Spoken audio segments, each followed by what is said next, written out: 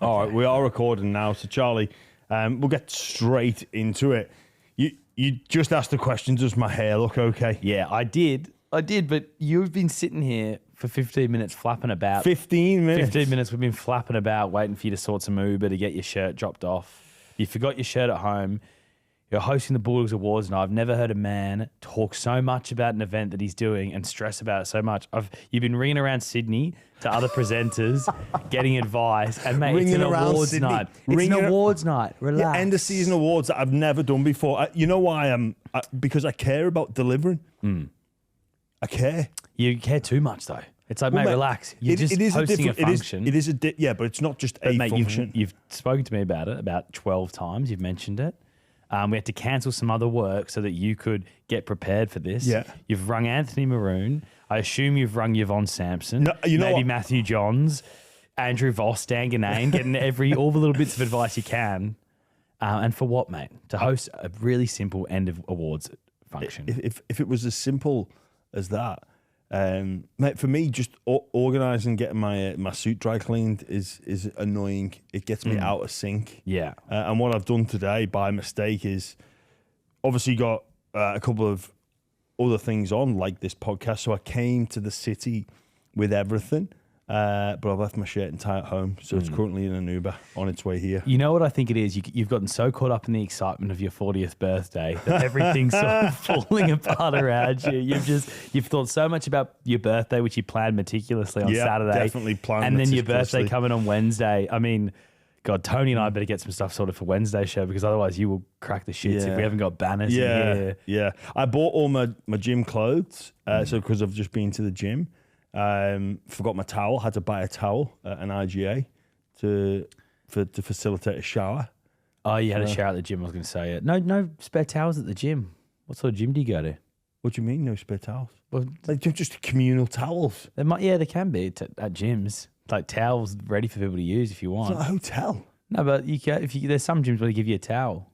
Not this one. Okay, all right. Or like at least an opportunity to rent a towel or something like that. Most gyms have that. Maybe I didn't ask. I just went. I'm going to go and buy one. Yeah. Okay. So, but it is, mate, your 40th birthday in a couple of days. So happy birthday for that. Well, so you got everyone together at Triple M today, and they sang a song for you. No, they didn't. What's the point? We're going to be recording the show on my birthday. Yeah, I know. So why don't you just leave? Well, because you had your 40th on the weekend, which was good fun, mate. It's good fun. It was good fun, wasn't it? Yeah. We were at Flight Club, bar in the city, and then what was that next place? Hotel CBD's, just some dingy bar. Yeah. Nice bar actually. Yeah. I had a lot of fun there, but just a random bar. Flight Club was good though. Flight Club's great. I've never been there before. It's awesome, mate. It's incredible. Like it's like almost like a Disneyland for adults a bit, isn't it? You've got a bit of everything. No, it's not like Disneyland for adults at all. I would not have described it as Disneyland. Are we going to argue about everything? I think we're just going to argue about everything all day today. It's just it's like a pub/bar with some dart boards with some like fun like some dart themed fun games, fun for everyone. You know, you think of darts and you think smoky brooms and old blokes. Yeah, but it's not a family friendly, but like a mixed bag friendly. Counts up your darts as you go, but it's not like those tacky cheap dart boards you get with add you up that get stuck. It's actually just like legit darts dartboard, that add up as you go. Yeah. Maybe we should do some sort of NRL competition at Flight Club. Go have NRL players versus each other at Flight Club in darts. Big. We'll live stream it on YouTube. It's a great Good idea. Great idea. Yeah, it's been a good weekend though. Obviously, you had your 40th. Then we were at KO Stadium on Sunday at Redcliffe. Now, I did like the Magical Mystery Tour for rugby league. I was in the Gong at Wynn Stadium on Saturday, and then went to your 40th, and then we went to KO Stadium. It was fantastic. The Magical Mystery Tour. Yeah. You went to 2 suburban grounds. And that's classified as the Magical Mystery Tour. I hadn't been to either of them. It was good fun. Wynn Stadium's great. Wynn Stadium, I think, is the best suburban ground in rugby league. Forget Brookie. Forget Shark Park. Why? Because it's close to the beach. Well, it's a great view as well. And it's like a bit more modern as well. A bit like not bad facilities and stands and stuff. And then you got the hill. You still got that beautiful hill. Yeah. You got the water behind the hill. Windsock flapping. It was great. Yeah. You know what? I think I agree with you. Concerningly, though, it was in the Telegraph on the weekend about average attendances for each club. Dragons at bottom. Well, they should play more games at Wollongong because they seem to get a good crowd when they play there. Like they had 17,000 there on Saturday. Yeah, like it's a funny one. I was speaking to a couple of Dragons fans, and obviously got some friends still at the club. I don't understand the position that they're in. Like like great coach, great path. Like is it just a bit of incompetency in their sort of like operational level? Previously, so obviously they brought in a guy like Anthony Griffin. That was a disaster, but that could have been quite obvious to people if they did their due diligence that Anthony Griffin wasn't going to be the right person for them. I don't know if it's necessarily just a football thing, but like the whole of club approach. I don't know if there's still enough like alignment when it comes to decision making and enough like backing of like the key figures there. And I think there's probably still a little bit of guilt in dining out on past success, especially from the St. George element. And, it was interesting when they did win in 2010, one of the things like Wayne Bennett is on record as saying is like, the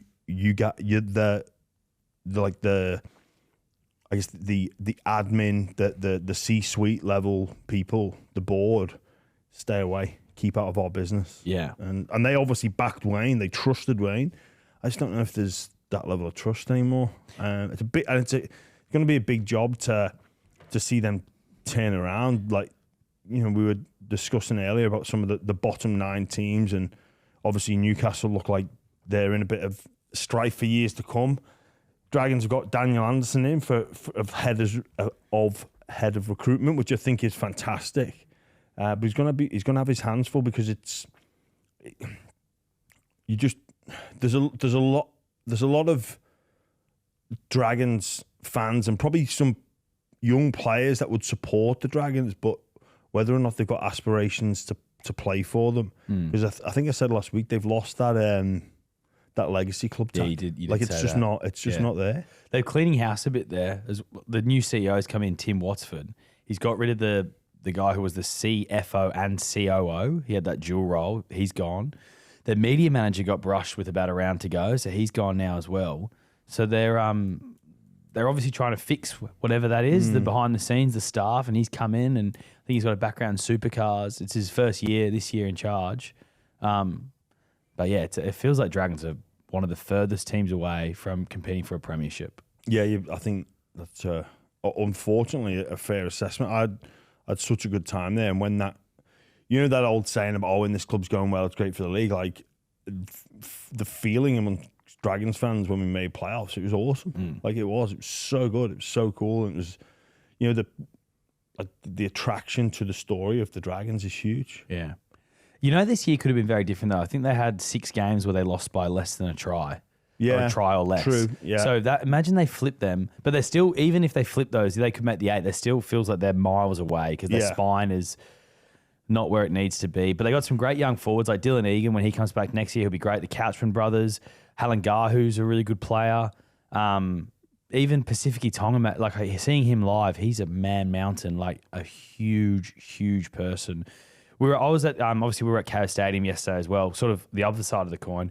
The Dolphins, feels like they're building something really special. How cool is it? Like that KO Stadium, our first time calling the game there.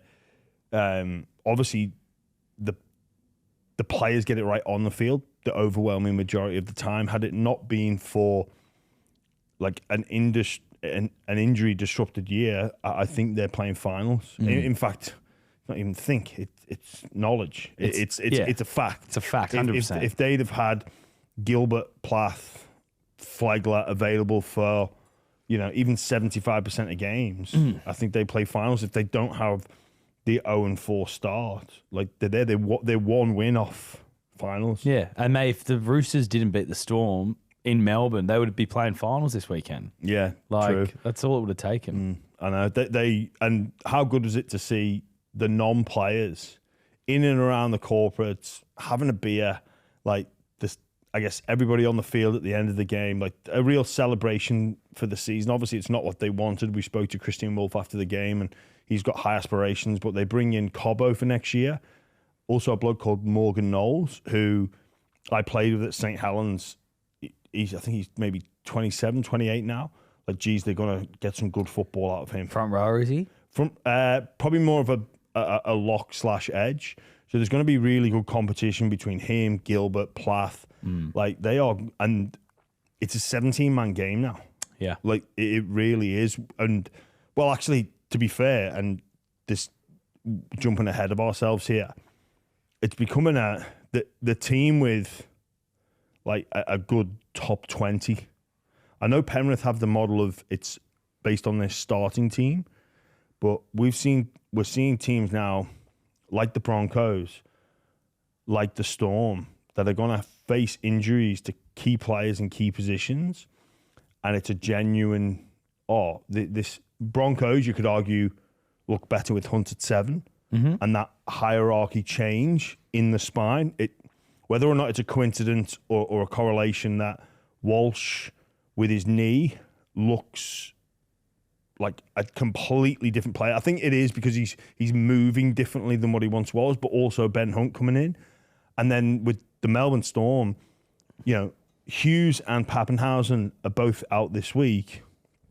It's genuinely like, who do they bring in? Well, they got two options really. Yeah. If Jack Howe's fit, they can put Nick Meaney to fullback. If Jack Howe's not fit, they could also bring Falongo in at fullback. Who I think they're worried because he's only played 25 minutes so far since his hamstring injury. But I don't know. I'd go with Falongo. I really would. I think it's a strange one. I think he's the. Go on. Sorry. Well, I'll ask you this. If they are to win a comp without Pappenhausen, who we expect will be back the week after, but would be better, given they've got a second chance, would it be better to get some more reps into Falongo and see where he's at, rather than go with Meaney? Or is it just focus on this one game and then forget about any long-term finals plan? Yeah, I think you got to focus on the game ahead.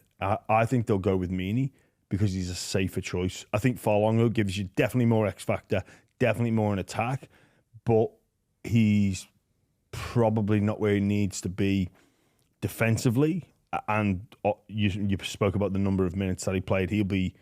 His task is huge on Friday evening versus Meaney, who would slot straight in. I'm not buying any of the talk of Munster going there. You're not missing your 6 and your 7. You solve one problem to create another.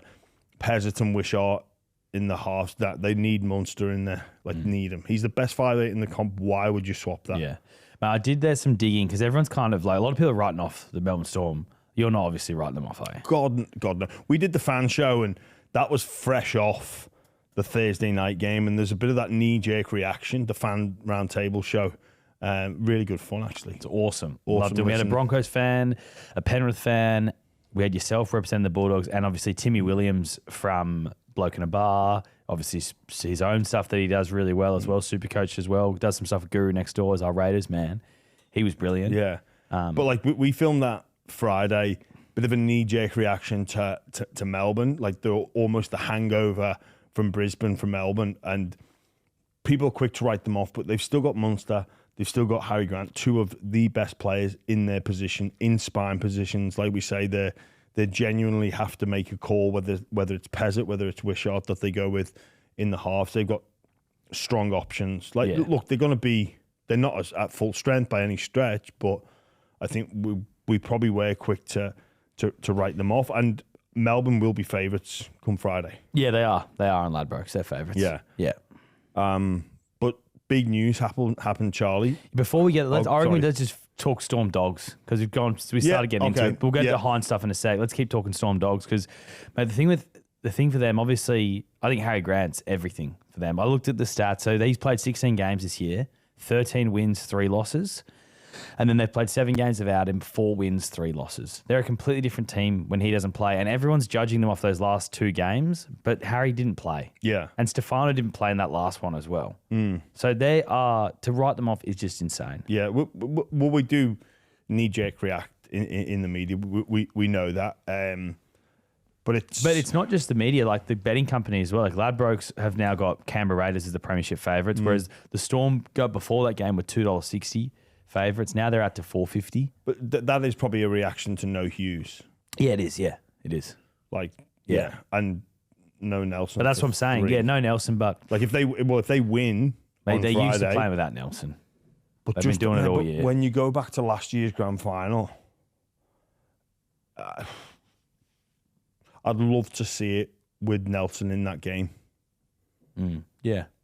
Like, love to have seen, because Penrith, mate, both teams, mate, people rubbished that grand final. It's like, mate, you guys don't know what you're talking about. You're comparing it to 23, and it was a different level of excitement. People don't. If you didn't enjoy watching that, you just go watch you're just a highlight reel person. That was unbelievable. Like, that was just the intensity that game was played at was second to none. It was the most intense game of the year. Yeah, it was back and forth. Teams were desperate. Game breaker like Nelson comes on, arguably opens it up. And really, like, if those two teams played anyone else in the comp, it would have been an absolute shellacking. And played like that, it would have been, could have got bad. Yeah. Could have got ugly.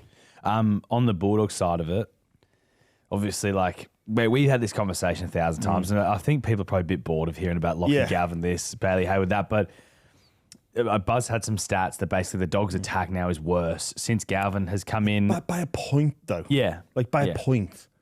I mean, you could make a case of the degree of difficulty of opposition. He won the game against the Dragons, and Lockie's under a lot of pressure. A lot of people can't wait for him to fail. They can't wait for the Dogs to fail.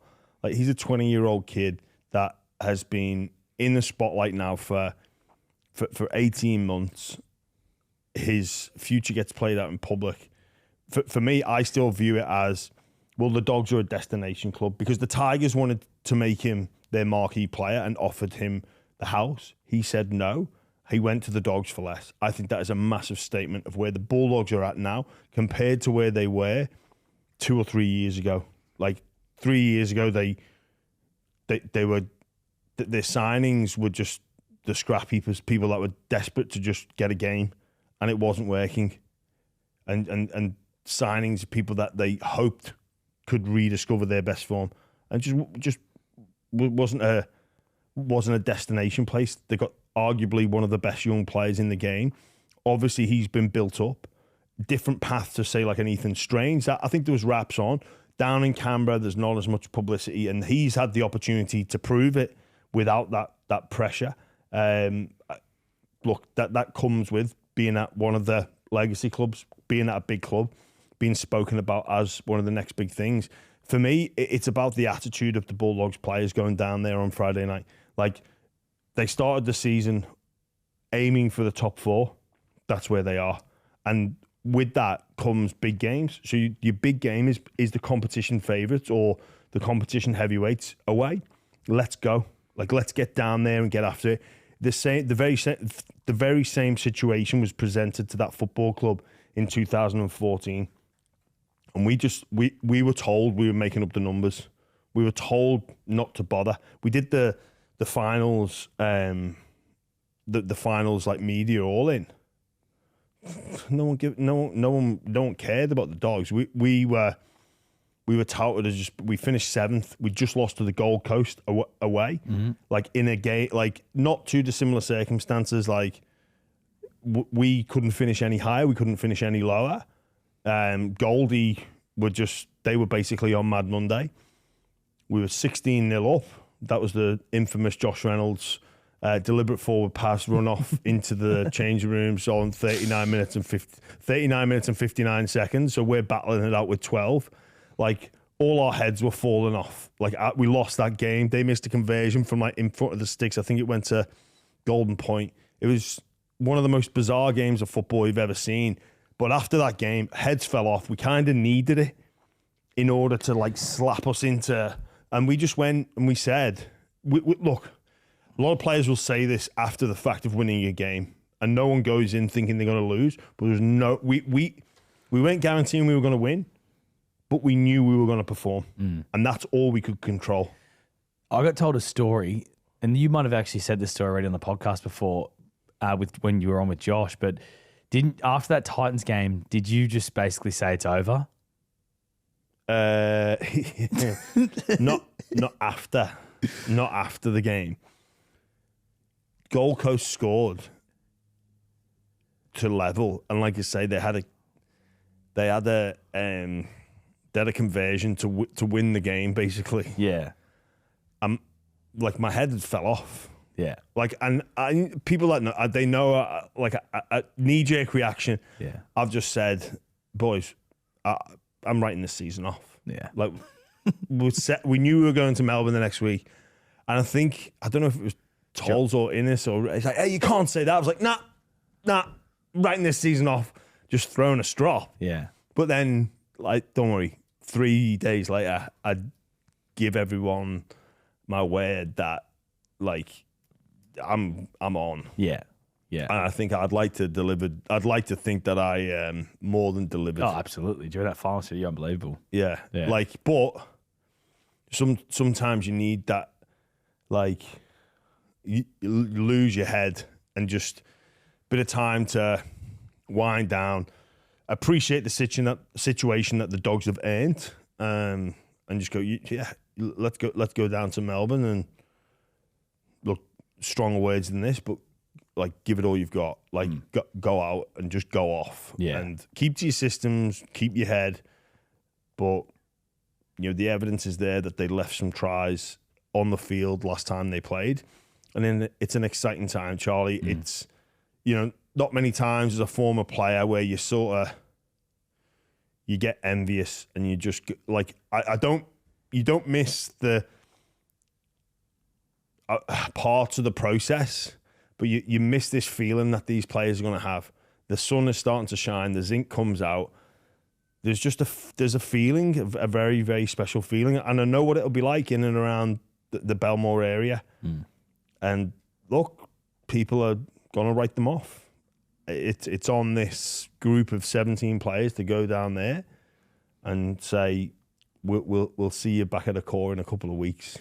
I still, for the life of me, can't work out how Reid Marnie isn't the best hooker, though, at the Bulldogs. Look, I mean, I think you make a strong case. You do. Yeah. But obviously the staff have seen what Bailey Hayward has bought, and they want to back him. Like, that's all I can say. I really like Reid Marnie. I genuinely really do. Yeah. I think he's a great competitor. And Hayward brings a lot too. There's nothing against him, but it's some people are saying, "Oh, you're going to bring Sexton back?" No. The ship sailed on that, but mate, in reality, like, for this season, it probably hasn't gone the way Bulldogs fans, even the Bulldogs management would have hoped it's gone. No, it's not gone the way they would have planned, but they would have known it was going to. But it was going to disrupt. Yeah. But often from disruption, you get that, I guess, teething problems, and then it works for the betterment. Like, if it works straight away, you almost smell a bit of a rat and go, "Well, this can't get, like, something's." You get a bit too lucky. They've obviously not got lucky. They're going to have to work their way through this. But the narrative that, like, oh, Galvin's going to come in, Sexton can't help us in attack, he has no tries. It's like Sexton's stats were shared with the media in order to present this narrative that the attack was really bad under Toby Sexton when he was in the halves. And, I mean, in reality, that narrative that was spun was incorrect. Look, I guess you can spin it one way or the other. You can get stats to, argue or, dismantle a case. Like, the situation is that Galvin will be 7 and it'll be likely Hayward will start at 9.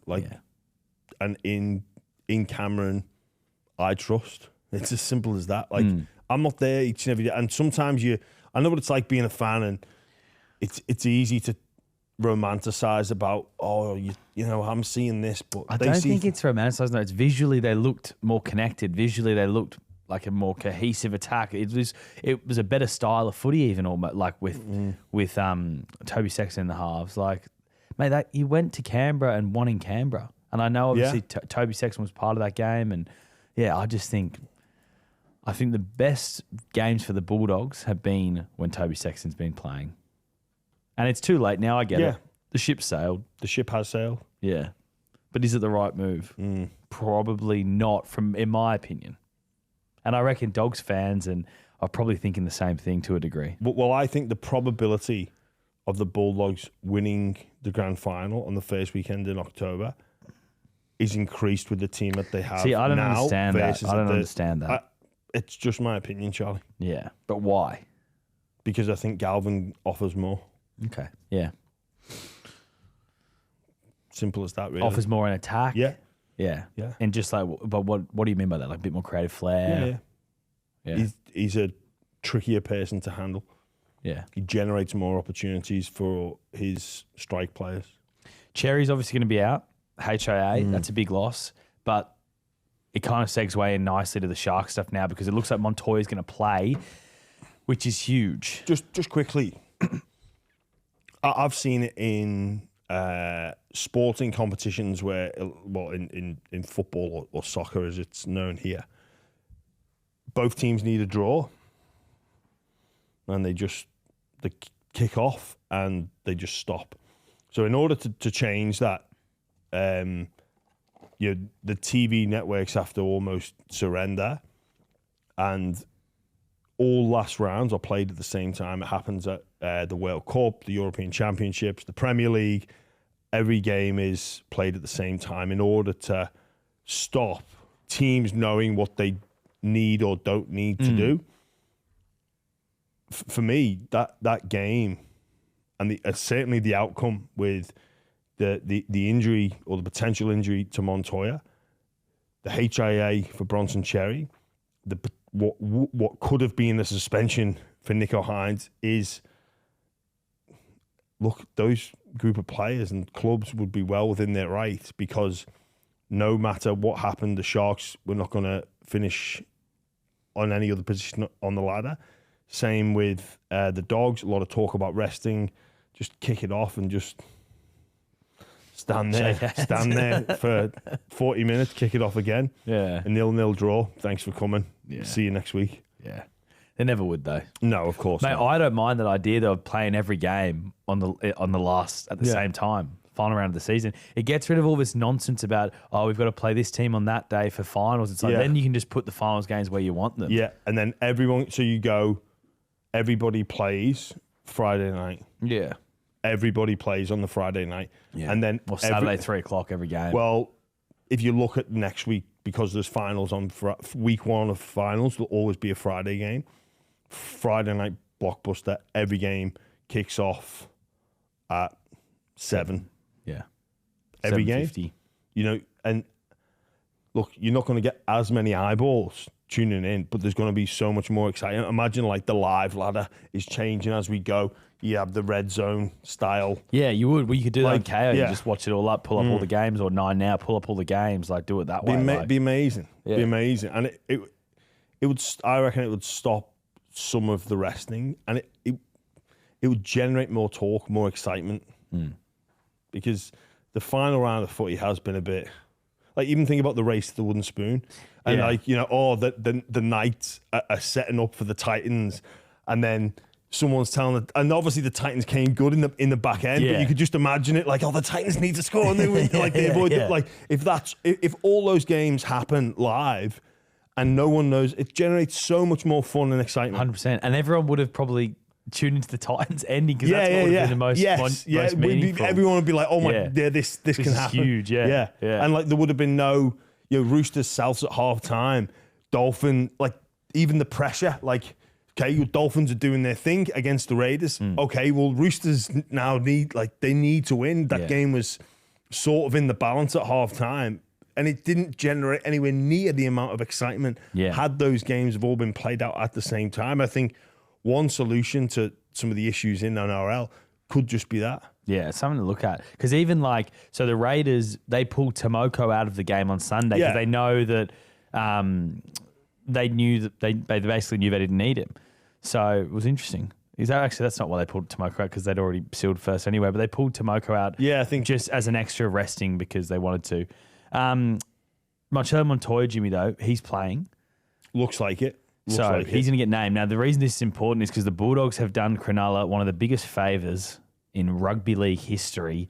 They've sent the medical records to the NRL to help get Nicho Hynes off his charge. That was the key bit of evidence that allowed them to make this ruling. So if new evidence is brought to the table, the NRL can change a grading. And that's what they've done in this case. So the Bulldogs have given them the medical records of Marcelo Montoya, said this injury isn't as bad as we first anticipated. We're going to name him for on Tuesday. And then the NRL's reacted to that, changed the grading. Nicho Hynes, free to play. Cronulla Sharks fans are pumped. Yeah, and I think everyone in the NRL should be celebrating. We want to see the best players play in the finals. Unfortunately, we're not going to see the likes of Jerome Hughes, Nelson, maybe not Pappenhausen, Bronson, Cherry won't be there. But for me, this doesn't mean, it's a free, clean slate. And if you do something that warrants a couple of weeks, you don't get suspended. But the tackle that Nicho Hynes, the tackle that he affects, for me, it's not dangerous play. And it's definitely not a grade 2 hip drop. I'm sick of these crusher tackles, these hip drops, and all the blame goes on the attacker. So all the blame goes on the defender. And some people go, well, they're the ones making the tackle, but what about the situation? The situation happens because of some of the moves of the attacking player. Same with some head highs. The cause of the head high tackle is sometimes on the attacker, but all the responsibility to not cause the injury goes on the defender. It's like, why is that the case? I understand why on face value it's the case that all the responsibility goes on the tackling person, but sometimes the attacking player puts him or herself in dangerous positions. You're more likely to receive a hip drop tackle when you burst through the line. If you really don't want to get injured, don't burst through the line. Yeah. And people go, well, that's not in this, tough shit. If you don't want to get a crusher tackle, stop backing in. Yeah. Just stop backing into the tackle. All the responsibility is on the defender. And just on this particular case with Nicho, it didn't look at full speed like a hip drop. And I think the players would understand and recognise that there's a risk of injury when you play on NRL. And for that particular example, I think it's an acceptable risk. Even if Marcelo Montoya wasn't fit to play, I still think Nicho Hynes should be clear to play in an NRL game. Forget the fact it's a final. Forget the fact that he's been cleared of injury.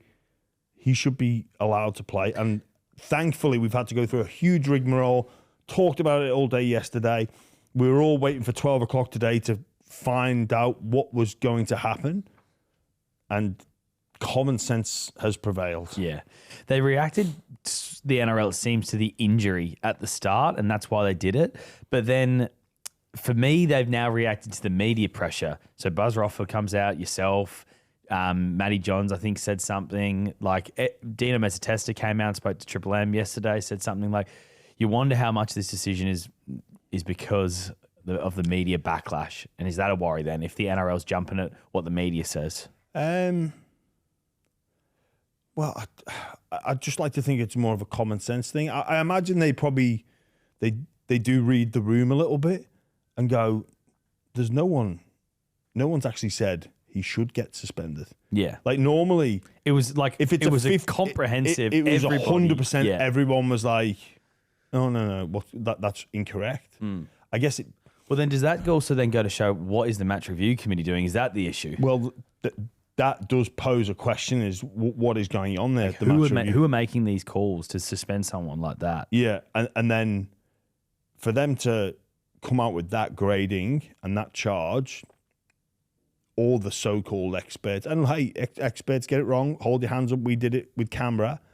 Experts get it wrong, but nobody was going, I can see how and why that is a grading and should be reviewed and he will be charged, but nobody did. And maybe they've just read the room a little bit and gone, well, yeah, probably right there. Yeah. Well, it's good news for the Sharks. Braden Trindle should be right to play as well. He obviously didn't end up playing on the weekend, so he should play. But the Roosters, Jimmy, they're the favourites for this game. It's at Shark Park, the worst ground in rugby league. The fact that the finals game's played there is insane. But anyway. It's a hard one, this. I get why it shouldn't be played there, but I get why the Sharks are.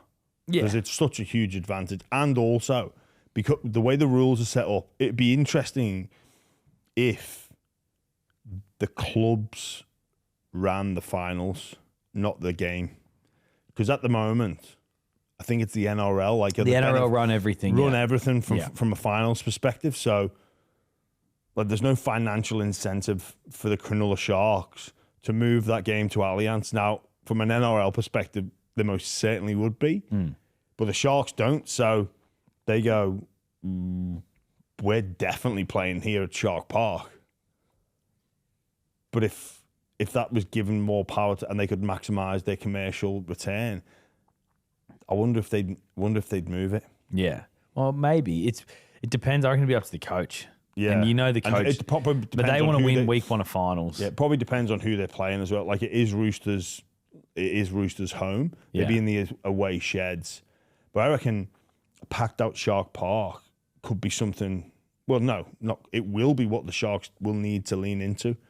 They'll need to play through Brayley. The Roosters had that little hiccup against Para, but early predictions would be Sydney Roosters. You can't really take too much form into account because I think we're going to see different performances from everyone, arguably, but the Warriors, respectfully, I think they're at capacity with what they're doing, but the Sharks aren't at capacity yet. The Dogs certainly aren't. The Storm certainly aren't. The Broncos are close. The Raiders, I think, you could say they are.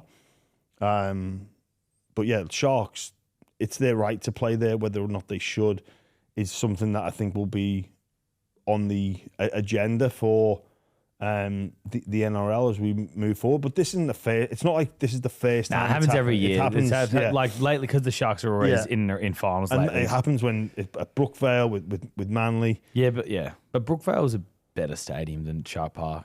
Like Shark Park's still a construction site, and I swear, I feel like it's been a construction site for like 6 years. Like I don't know what is going on there. It's a mess. We were talking earlier, so I've got that media pass. Yeah. Right. Will that get me into Shark Park? It would get you into Shark Park, yeah. Right. Yeah. If there's any Sharks fans out there, can I give them my media pass? No, you can't, mate. You can't like a favour exchange? No, there's no favour exchanges, no. It has got my photo on. Exactly, that's the issue. And Shark Park is, it's not the strictest security place. It's a bit sort of, how you going? If you've got that pass, if you have that pass and you just like flash it, because there's no scanner there, is there? I'm not sure, man. I'm not sure. Just a little flash. I mean, I wouldn't be doing it if I was you. I wouldn't recommend it because then you could get banned for the rest of finals. Me or the punter? No, you. Oh. You, yeah, because it's your pass. Yeah, imagine if I got banned from finals. Yeah, I know. Triple M would be a big upgrade for Triple M. Wouldn't have to deal with you all the finals. It'd be fantastic. Mate, it is getting to... Actually, just reminded me something because you just when we were at Chaos Stadium, I forgot to talk about this off the top because talking about you and the way you look and all that sort of stuff. So we were at the box at Chaos Stadium and sitting there getting prepped, and then the chief commercial officer from the Dolphins came into the commentary box and he's like, oh, so is everyone back here in Sydney? And I'm like, oh no, Jimmy's here. Then and Dobby goes, oh yeah, it was his 40th yesterday. And this man was flabbergasted that you were that you were 40. Like he thought you were much older than that. See, and to quote him, he said, he looks a bit rough for 40. Really? Yeah. I mean, I do have a lot of scars and stuff from my... Yeah. I disagree personally. I think you look about 40, even younger. Thanks, mate. Yeah. I value your opinion more than the guy who sees you very sparingly. Yeah, and I don't know if he was... I think it's a bit gingerist. I do as well. Yeah. Yeah, I mean, I don't know what I'm supposed to feel, but I don't really, to be honest, I don't really care. Yeah. Well done to him. He's a good man, actually. He's a great fella. Yeah, great fella. Okay. Anyway, let's carry on. Just to the Sharks, and I know you don't want to be like promoting this in a way, but it has got a bit of a sense of methods to get in the ground without a ticket vibe, if you know what I mean. I do know what you mean. You saying people might jump the fence? I reckon, look... You ever jumped anything in your time? No. We used to jump festivals as kids when I was young, like teenager. Yeah. I don't think it's a crime anymore. I think, statutes of limitations. Big Day Out. I remember we all jumped Big Day Out one year. jump the fence, and then you had to sprint. And it was like it was strengthening numbers. We had 50 of us leap this fence and sprint, and then they're not going to be able to stop 50 of us. And it worked. It's happened before with like Liverpool fans going away from home, England in the Euros. Yeah, there was chaos there, wasn't there, at Wembley? People, storming there, and you don't want to see that. But I think I can't imagine that happening at Shark Park. But there is that Chinese restaurant that is closed down, and vacant. So, I mean, if you happen to be a cleaner, you've got the apartments there. Yeah, like do some cleaning. There's some ways in. I reckon you. Yeah, But I mean, surely if you're mustard keen, you've got to break in on the Friday night and have a little like. But man, this is a simple revenue opportunity. Reopen the Chinese for one night only, like closing down sale. Yeah, we could even like if we could even maybe do it if it's just open there, we'll get some chefs in, we'll get some waitresses and waiters in, and we'll put on a corporate event, a buy around corporate Chinese event. Right, if Dino Mezzatelli wants to get in touch, Mezzatesta, sorry, I'll be part of that. Buy around function. Yeah, do it there. Get a few tables, go and get some Sharks legends, do some speeches there. It'd be great. Yeah. Anyway, what were we talking about? We're talking about the Sharks, Roosters. Roosters are the favourites. Is that fair? Yeah. Yeah, I think so. And they've earned that tag. Probably strange year for the Roosters. How much they've grown and improved as the season has gone on. But yeah, you can definitely see why they're favourites. We'll chat all that on and break down that game properly on Wednesday. But I can understand how and why the Roosters are red hot favourites for that one. The other game on the Saturday is obviously Warriors Panthers. So that game's at 4:00. Now they're going up against the Rugby Union because the All Blacks play at 5 p.m. Australian time. So the first half won't clash with the All Blacks, but the second half will. But it kind of goes to show how well NRL is doing in Auckland. Like more people will be wanting to watch that NRL game than will the rugby, because All Blacks is in a point now where it's probably been it's nowhere near what it was. No, but I think this stage could have been maybe shared. And I can understand why Warriors fans are a bit disgruntled. They didn't get there. They're annoyed. They wanted the Sunday game, didn't they? Well, they didn't want to clash with the All Blacks. I was speaking to a Warriors fan today, and he thinks it was stupid that the NRL did this. And there's no... Well, could they not have done the second game? Well, you know what they could have done? They could have done a 3 p.m. Australia time, so 5 p.m. kickoff, New Zealand time, and then it wouldn't clash with the All Blacks. Could they have gone after? Nah, too late, mate. Too late. Because they've also got like rules around how late games can be played and that sort of stuff. Yeah. Look, it's a bit unfortunate, but yeah, I mean... It probably does go to show about like the NRL aren't scared of that. I think in maybe yesteryear they may have been, and I can understand why Kiwi fans feel a bit disgruntled and like thinking they don't care. But again, that's what Warriors probably have to lean into a bit. Like it's us against the world. Yeah. So, but again, Penrith really. They should be red hot favourites for that one. Was lucky enough, Jimmy, on Saturday, as I said, I was at Wynn Stadium doing sideline for Triple M, got a front row seat to Nathan Cleary.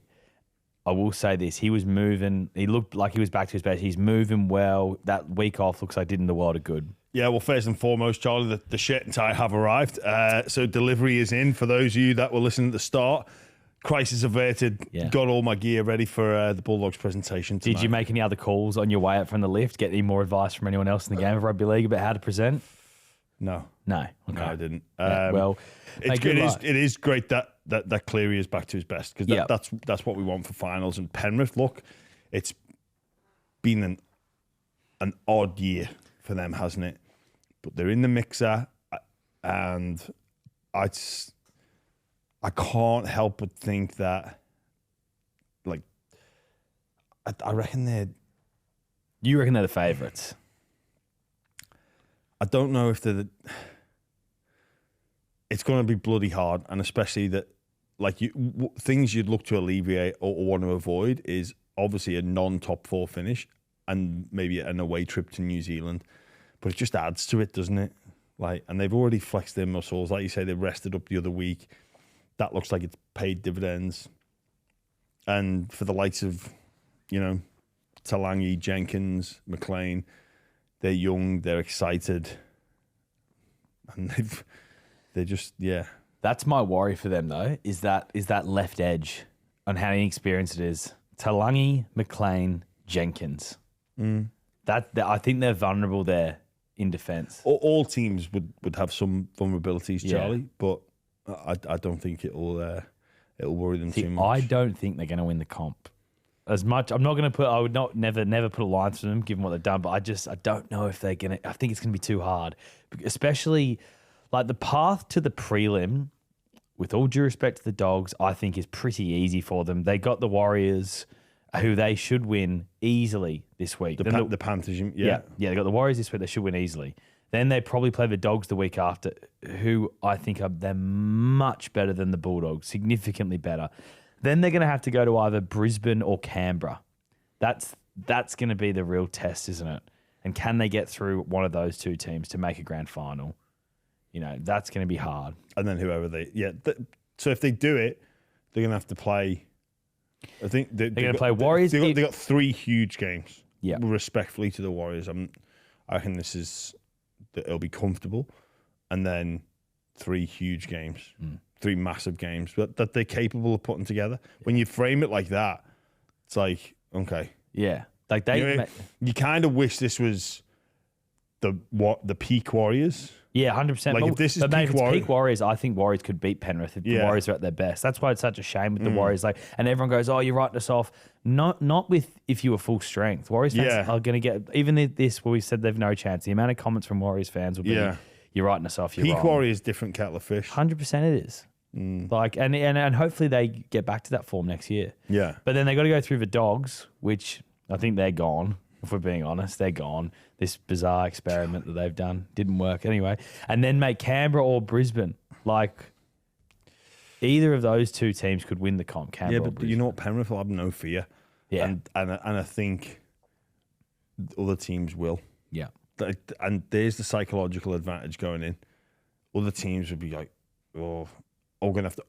You said there's the weakness, going to have to, maybe change your attack in order to get them.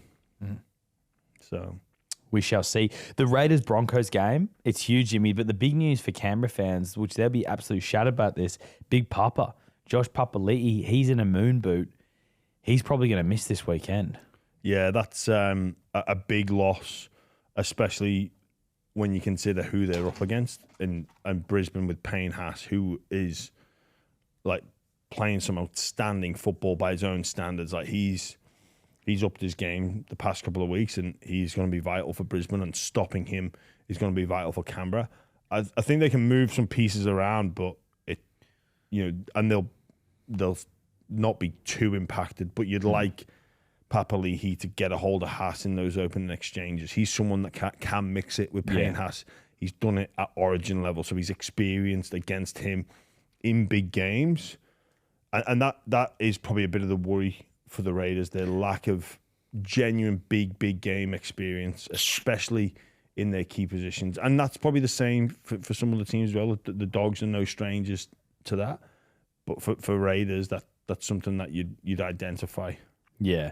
Joe Tarpany. Yeah. Like he's there. Him and Payne Haas, the 2 best front rows in the game. You imagine they're most likely Dally front rows of the year, the 2 of them.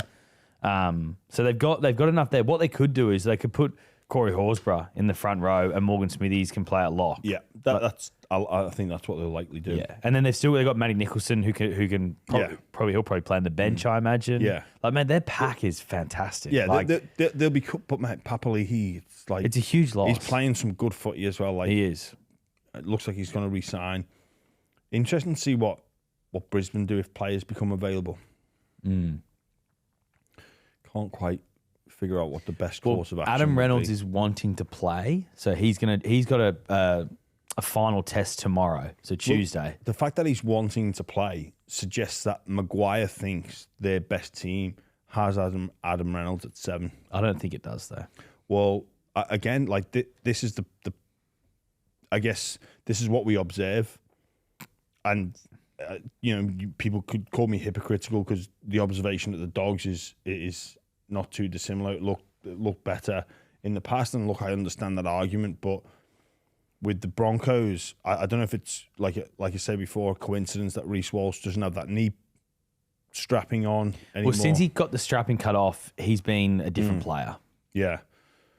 And whether or not it's a hierarchy thing, where if you've got Walsh, Hunt at 9, Mam at 6, and Reynolds at 7, like that's one of the best spines on paper, and they all want to shine. They all want to do stuff and get their hands on the football. But I don't know if with Hunt at 7 and specifically Walters at 6, I think that's it's not balanced, but it's more dominant by Hunt, if that makes sense, and that seems to be working. Well, Jimmy, you played in a team that was, I guess, if you look at it this way, is a bit similar. Like you had a Ben Barber at the back who was explosive and he was incredible, and then Reynolds and Hodkinson.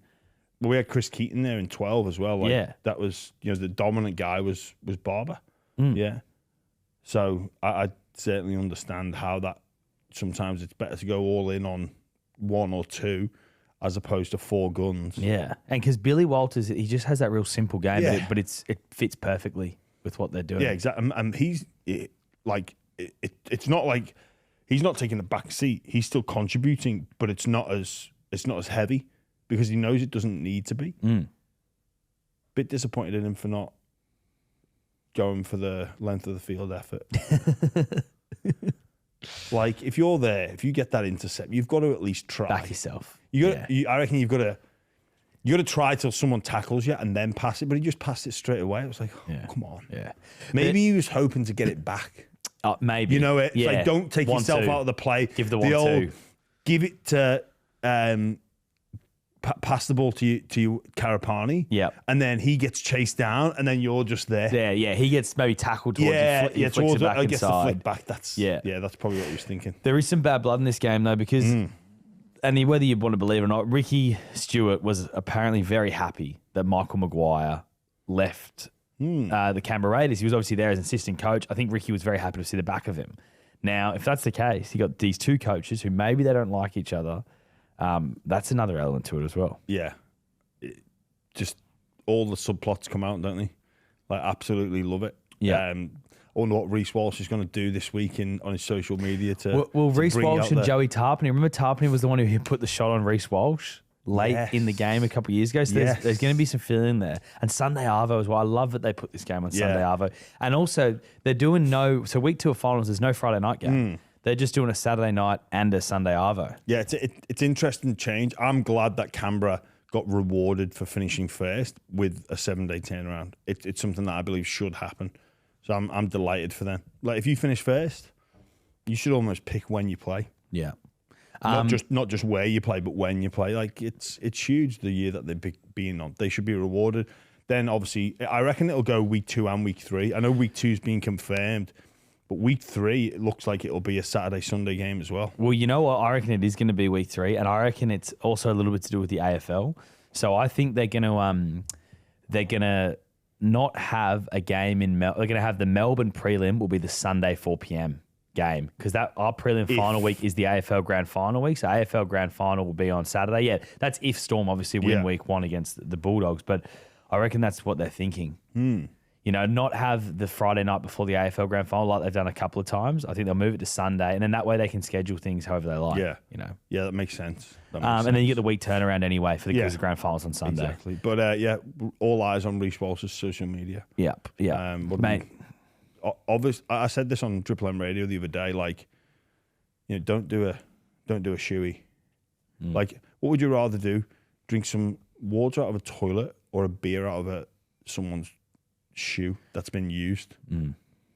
I'll probably go the toilet water. Fresh toilet every day of the week. Every day. I drink out of the fresh toilet now. It's a fresh toilet. It's not been used. Well, even if it's got a bit of tradie marinade in it. No, if it's got tradie marinade in, it's a different story. Yeah. You don't want the tradie marinade. But what would you write? Like, what about? I'd rather a shoe than a used loo. Even if it's been flushed? Even if it's been flushed, yeah. Flushed and bleached, or what are we talking? Because if it's flushed and bleached... I don't want the buy around to be having to put out a statement. We don't want to drink bleach. No, we don't encourage bleach drinking. No. Like, even though there's a warning on the label of bleach, you shouldn't need one. You shouldn't need that warning. And they didn't need to do a statement. Like, everyone's spoken about this. I know we've already but the reason it got me so fired up is because it dilutes the currency, and there's going to be need for when players make genuine mistakes. There's going to be need for it. And if you put it in the same category as that, then it just devalues everything. Yeah. But all those people get their knickers in a twist are sort of just pathetic. If Reece Walsh drinking out of a freshly unused toilet annoyed you and made you feel uncomfortable, go and have a look at yourself in the mirror and look at the things that you care about and reassess everything. And if you do it and get sick, well... Yeah. My mate who wish owns you a speedy recovery. My mate who owns a plumbing business, Isaac McKay, shout out Perla Plumbing. If you need anything from them, hit him up.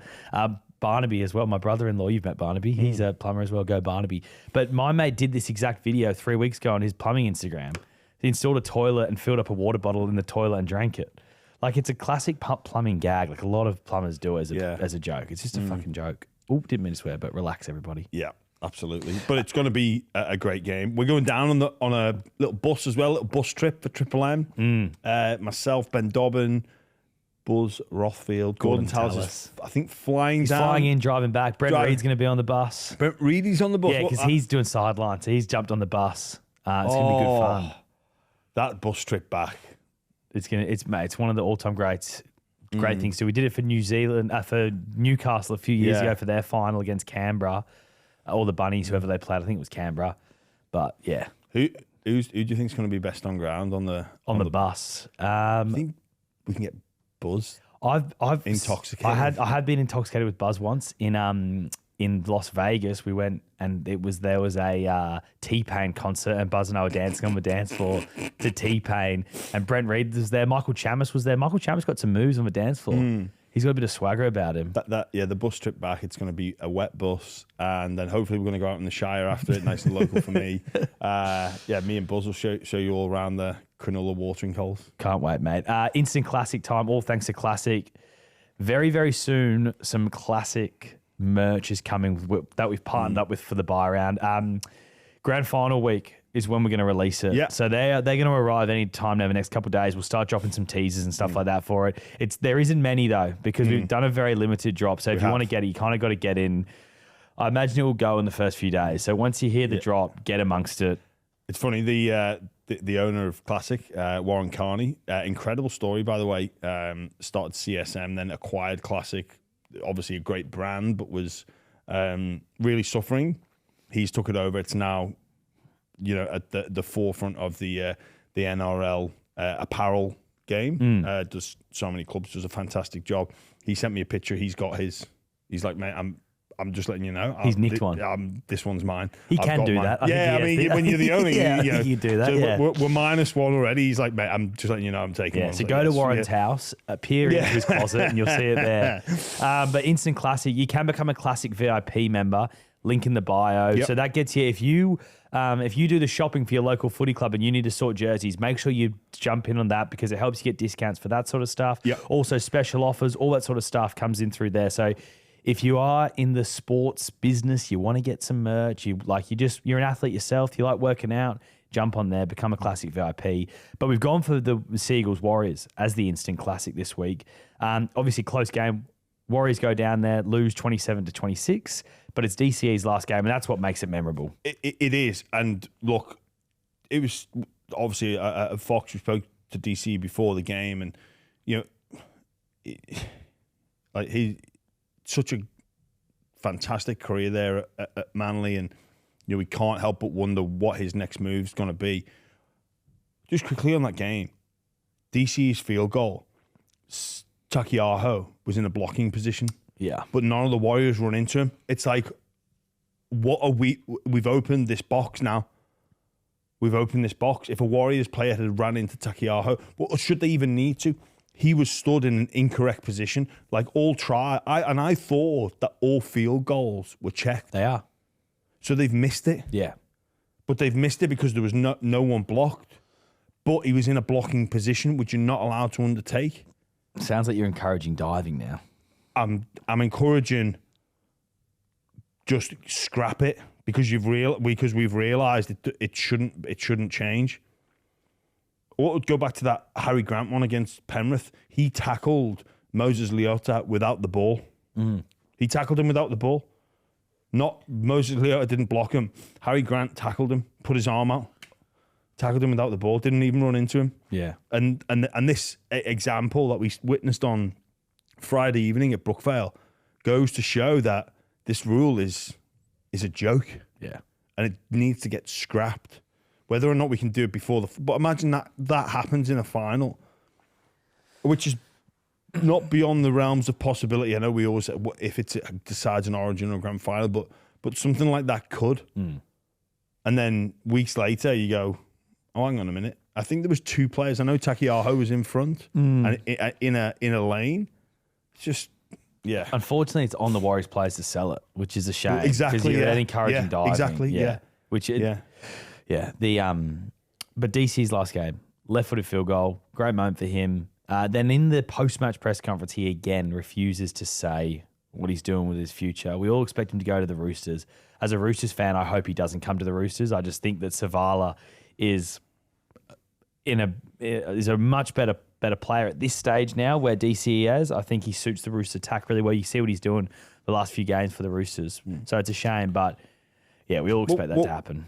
I imagine that DC and the Roosters probably made an agreement not to announce it this year for whatever reason, whether that's while both teams are still active and they've stuck to that. Now, whether that's for DCE and his relationship with Manly, or whether that's the Roosters protecting their current crop of players and not wanting to. I think it'll be DCE because they've got Reece Robson coming in. They're not afraid to make signings. The Roosters announced Reece Robson was coming in for cheese. But Watson as well. Like he's still getting that hooker spot where Watson's been a huge for the off the bench. Watson coming off the bench has changed the game the last few weeks as well when he comes on. Yeah, it's going to be interesting to see how they figure all that out. But I think I said this not that long ago, Charlie, when DC was going through a bad patch.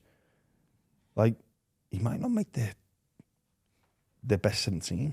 Yeah. Especially when you consider they've got Connor Watson there as a 14. If everyone's fit, like, he can't take that 14 off Connor Watson. No. No way. Yeah. And I guess what they look for is like the experience of DCE is going to be enough, and he's going to complement Walker in the 6. But again, you speak about that hierarchy of people. If you've got Walker, it's his team, you've got Robson in at 9, who's an Origin player, Teddy at the back, and then you've got Savala. He doesn't need to overplay his hand. No. He just does enough, and he's comfortable there. If you bring DCE in, like, he's there to get his hands on the football. Yeah. And Savala's got a good running game. He's got a great kicking game. Like, his kicking game's fantastic. His long kicking game's really, and I know DCE's got a great kicking game as well, one of the best in the NRL, of course. But it just feels like Savala suits their timeline a lot more. Like, why would you want to slow down his progression? Yeah. It's one of the more perplexing. It still remains to be seen what happens. Yeah. 9 teams are gone then, Jimmy. There's 8 teams to go. So we thought we'd do which team do you think is going to make the biggest rise next year out of those 9 teams that got eliminated? The biggest rise, Dolphins. Yeah. I can see them being top 4.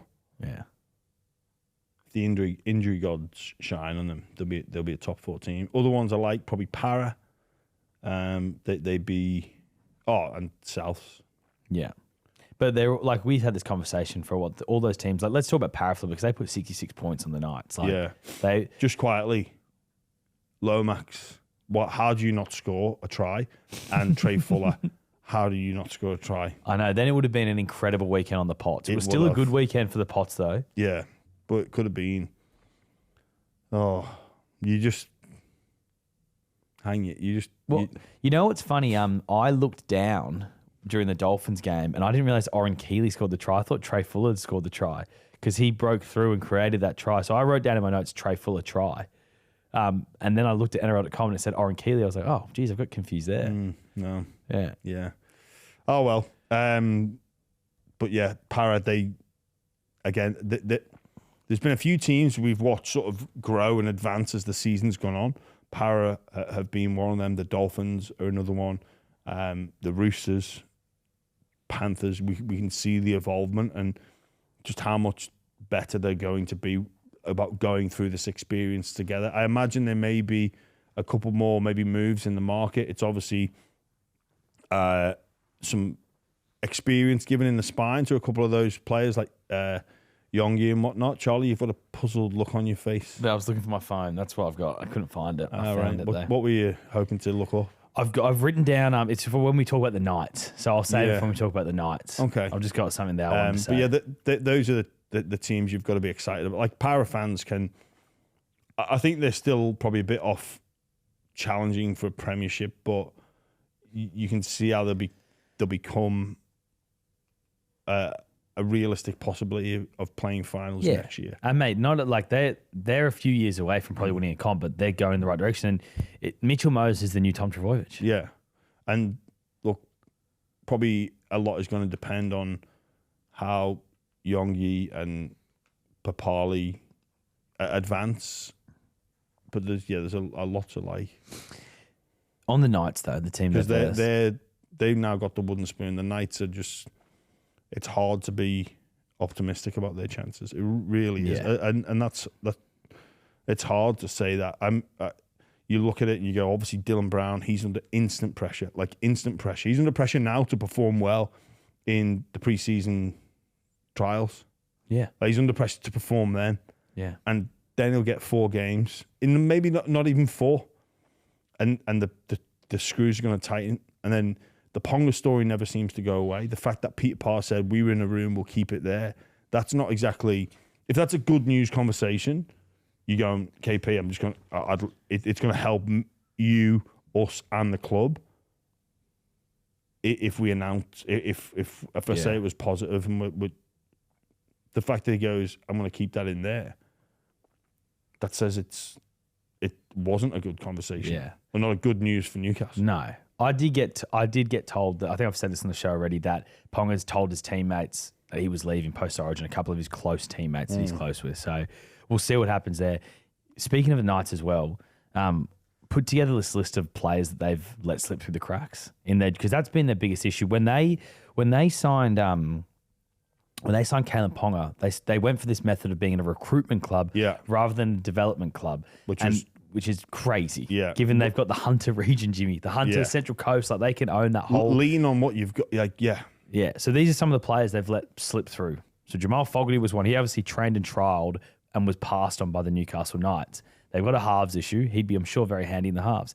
Ethan Strange was a Central Coast junior. Hudson Young was a local junior. Joey Tarpany was in there to NRL setup. Tommy Starling was in their NRL setup. That's just the Raiders. So we'll keep rolling through. You got Grant Anderson at the Storm. He was a local junior. Jonah Pezzett, like really, he should be the Knights half. Their dad was the head of recruitment. Troy Pezzett was the head of recruitment at the Newcastle Knights, but then he was sacked in 2019. Nick Meaney, Josh King, Max King was a local junior. Jacob Carraz trained and trialled at the Bulldogs. Gehetmat Shibasaki was in their setup. Payne Haas was a local junior. Nicho Hynes was a Central Coast junior. Mitch Barnett was in their setup there at the Knights. Tommy Jenkins was there not long ago. Sandon Smith was a Central Coast junior. Connor Watson was there. Like the Latrell Mitchell, another one, who was a Taree junior. Scotty Drinkwater was a Central Coast junior. David Clemmer was there. I mean, there's tons and tons of players that they've let slip through the cracks. Like, that's where they've gone wrong. The Newcastle Knights should be a perennial contender every year, fighting for the top 4 with the nursery that they have. And also, mate, it's an incredible place to live. Yeah. Like, you go live in Newcastle, you got this whole town behind you. They show up, they sold out their last home game of the year when they're sitting near the bottom of the ladder. Like, if you, as a player, you can go live there and have an incredible life. Yeah, it's crazy where they're at. It really is. Yeah. There's no other way to describe it, Charlie. It's just... But, mate, if you put that team that I just sort of named, those players, it's probably a premiership winning team almost. Yeah, maybe. I don't know about that. Well, I got Latrell at fullback. Okay. You got Ethan Strange, Jamal Fogarty in the halves. I just named about 4 front rowers, including Payne Haas and Joe Tarpany. Right. It's a team that could be competing for premierships every year if they actually were able to hold on to those junior guys. Look, you're never going to be able to keep them all, but it seems they've gone away from their best fruit. Like, and it probably goes back to Tinkler coming, and they've gone, we're going to be a recruitment club, and we're going to splash the cash in, and they probably neglected their pathways. Yeah. Your premiership ladder, Jimmy, the premiership pyramid, I should say. We've been doing this throughout the season. Obviously, your premiership pyramid heading into finals now. You got 4 levels. Now, you corrected me about a pyramid last time, and then someone messaged in and you actually stuffed up the pyramid yourself. So, Jimmy, there's 4 levels to a pyramid. There's 8 teams left. Who is where? So what am I allowed to do? 4 at the bottom? You can do 4, 3, 2, 1. Would make the most sense. That would make the most sense, wouldn't Yeah. it? Yeah. Or you could go, 4, 3, 2, 1, you have to do. So who's on that bottom level? Okay. You don't have to, mate. You actually don't have to do it that way. You can just do it. We can do a funny looking pyramid. We can sort of change the game in pyramids. You can go 3, 2, 1, 4 if you wanted to. Well, Charlie, a 4, 3, 2, 1 is 9. Yes. Yeah. So So why don't it's not going to work, is it? No. So why don't you just group them into 4 levels? Forget numbers. I want to know who is at the bottom of the pyramid. Who is no chance of winning the competition? Okay, so the bottom level of the pyramid is the Warriors. By themselves? Yep. Warriors by themselves. I've then got the Sharks and the Roosters on the next level. Okay, interesting. Do you think the Bulldogs should maybe be on that level with them? If we're being fair, take your Bulldogs cap off for 2 seconds in your life. No, because they're in the top 4. Okay. And because the Sharks and the Roosters, one is gone. That's why they're there together. One is gone as of this time next week. So one of those 2 is gone, and then they play the loser of the Raiders and the Broncos, of which I think they will both struggle. Okay. All right. Sweet. Right. So that's why they're at the bottom. The next level, I've got the Dogs and the Broncos. Okay. Because they're on opposite sides of the draw. Yeah. But you expect them to maybe lose week 1. I just think that's where I'm not expecting them to. I just think where the money will go. Yep. The next level, I've got the Storm and the Raiders. And on the top, I've got the Riff. Wow. And I think the more I think about it, and again, very respectfully to Warriors fans and players, Penrith need to win 3 big games. Yeah. And even in my opinion, and I know you won't like it, 2 big games. I think they'll handle the Dogs easily in week 2 of finals, if that's the way it works out. I don't know if it will work out that way. I certainly hope it doesn't. But I also go back to their game earlier this year, which, the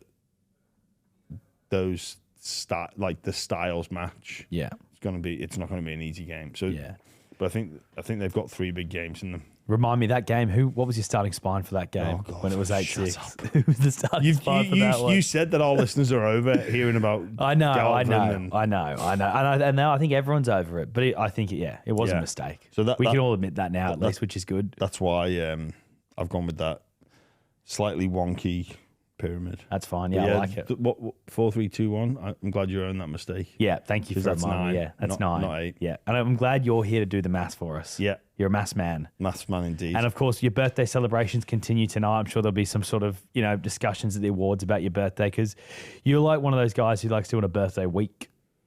Birthday month even. How dare you? Yeah. Well, happy birthday, mate, for Wednesday. All right. I'll see you Wednesday. We'll do this all again. We can do it all again on Wednesday. Yeah. Talk Gordy's in Wednesday as well. Gordy's in Wednesday. Yeah. I can talk about my present that I'm anticipating getting and why it's important. Yeah, I got you a present already though. Did you? I went halves with Wade. Did Wade not tell you that? Oh yeah, the bottle of vodka. Yeah. Yeah, that really helps me. You lecture me about drinking too much, and then you buy me a bottle of vodka. Do you know? I can remember we had been about 18. I think I'm maybe 18 or 19, and me 2 best mates, 2 marks. We call them Bonds and Mavis, and I think we'd gone into Liverpool, did some shopping, and went and got like they like sat me down for a bit of they took me to a Weatherspoons pub and like, oh look, you want to like play for St. Helens and you sort of probably think you're drinking a bit too much, and then we ended up getting shit faced together. It's like, cheers lads. Well, good on him, mate. Good on for being honest with you. Did you listen to their advice? No. Weatherspoons, are they? It's a pretty chav sort of a place, isn't it? Weatherspoons, cheap and cheerful. Yeah, cheap and cheerful. It's not a chav place. It's just cheap. They don't have any no music on. No music on. No TVs either. Oh, maybe they changed that, but it was very, very, very cheap. In fact, my mate Bonts, he got himself in a load of strife because he was supposed to be getting the train home at like a normal hour, and he texted his girlfriend and said, sorry babe, the trains have been cancelled, and just stayed and got on the lash. And then Brilliant. His sister got the train home from work, and she was like, no, they're on. Anyway, that's Bonts and Mavis. Bonts and Mavis. Great names. Yeah. All Mavis is called Mavis because he's Mark Davis. Gotcha. Yeah. Nice one, Jimmy. Well, good to see you, mate, as always. All right. Cheers, Charlie. Thanks for listening, everybody. We'll be back on Wednesday.